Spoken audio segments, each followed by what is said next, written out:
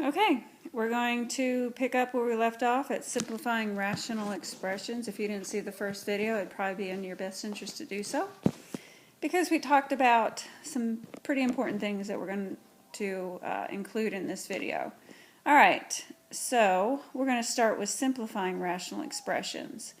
And in order to do so, we are going to, if possible, rewrite both the numerator and denominator as factors instead of sums and differences. So you see this plus, plus, minus, minus. We don't want that to be the case. We want factors. And factors means multiples, multiplying.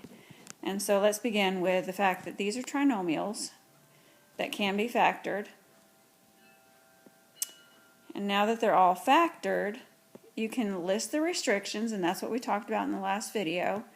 The denominator cannot equal 0, so x cannot equal 3 or negative 1. And now you can cancel out equal factors, which means singles or groupings. And in this case, we have groupings that are identical. They are factors, and so we can strike them out or we can cancel them out. And what's left over is x plus 2 over x minus 3, with x not equaling 3 or negative 1. Even though this negative 1 got canceled, it still is a part of your final answer. Okay, so that's how you simplify rational expressions. All right, so let's take a look at another example. And again, we are going to factor.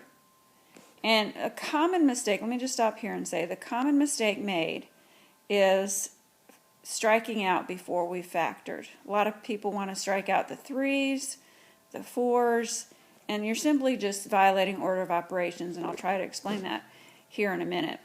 So, as I factor this, these are the two factors that I'm going to get. And once again, we want to state the restrictions. X cannot equal 1.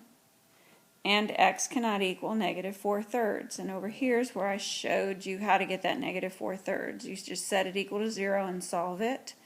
And that's the value that it cannot equal. All right. Here's where implied parentheses come into the picture. In this, we need to understand that there are implied parentheses on this numerator and denominator. And we can strike them if they're equal and identical factors. Final answer is going to be 1 over x minus 1 with these restrictions right here.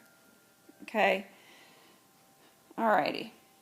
Now I want to talk to you a little bit about what happens when you have an identical factor almost. And almost, what I mean by that is that the signs are flipped. Well, what you can do to flip these signs is just factor out a negative. So if I want this 3 to be negative and this x to be positive, I just drag out or factor out a negative 1. And you can see just by distributing that back in, you're going to get an equivalent statement. So keep that in mind, because we're going to have to use that in the future. And in this case, this next example is where we're going to see that. So let's just take a look, and we're going to factor this. We're going to factor this, and we're going to list the restrictions. X cannot equal 5, and the problem here is I can't strike out these factors because they're not identical. They're just exactly opposite. So don't make this difficult. Just factor out a negative,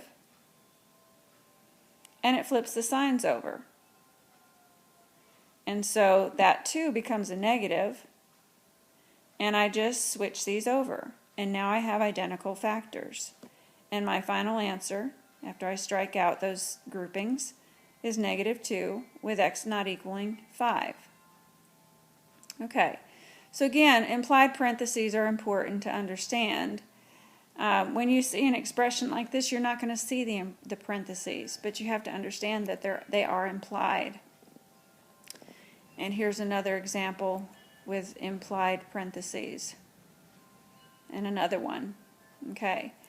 And we math teachers face this situation all the time. I know this is pretty cruel, but this meme, if you're a math teacher, you know exactly what we're talking about, because this happens all the time, and it is an illegal move, and it will put you in the algebraic jail, so to speak. You'll go straight to jail for that. And the reason is because it's not a factor. It's a sum or difference. So let me just give you an example here. Let's go back to basic arithmetic. When we're doing or simplifying this question right here, we understand those implied parentheses.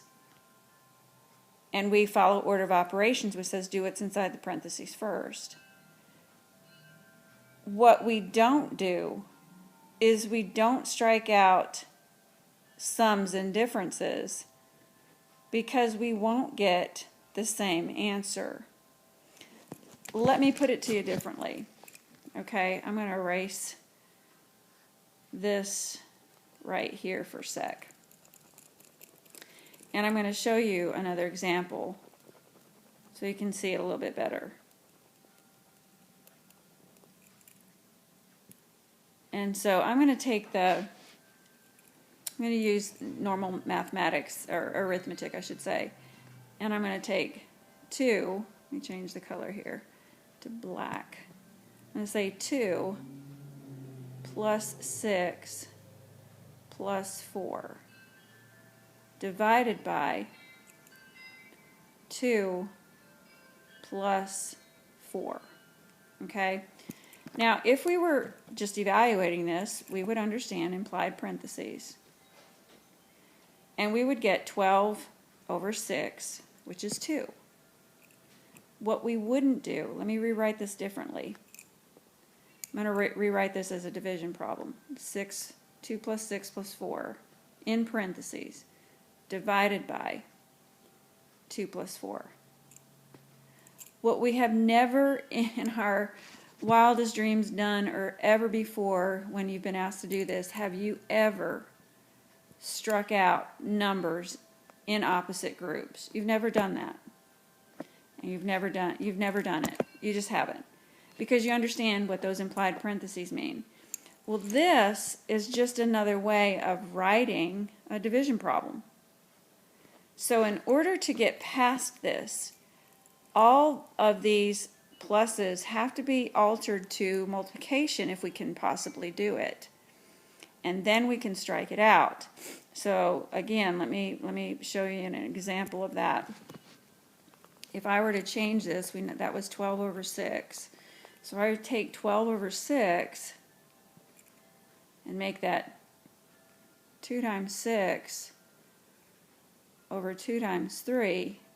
Now that we have equal factors, not sums or differences, it's perfectly legal. We get the answer too, just like we did and should have. So there's where we sometimes mess up, is we use the rules for multiplication and we apply them to adding and subtracting, and you just can't do that. So hopefully that clears some things up. Just don't do that, because you will have killed the kitten. And here's again another example, pure and simple. That equals 4. You can perfectly do that, and that's why we tend to make that mistake. Okay, so here's our last example, and it is a little bit more complex. We are going to just simply factor. I'm going to factor out a negative x. And in the denominator, this is a more advanced trinomial. Let's see if we can try to remember this. You guys used factor by grouping. I did not. I did it in my head because I'm so good. Not really. I'm just saying, I've been doing this for so long, I can do these in my head. But you did factor by grouping. You found factors of 6 that equaled 7, and then factored by grouping. We state our restrictions, and we strike. And then we write our final answer. And there it is. The end.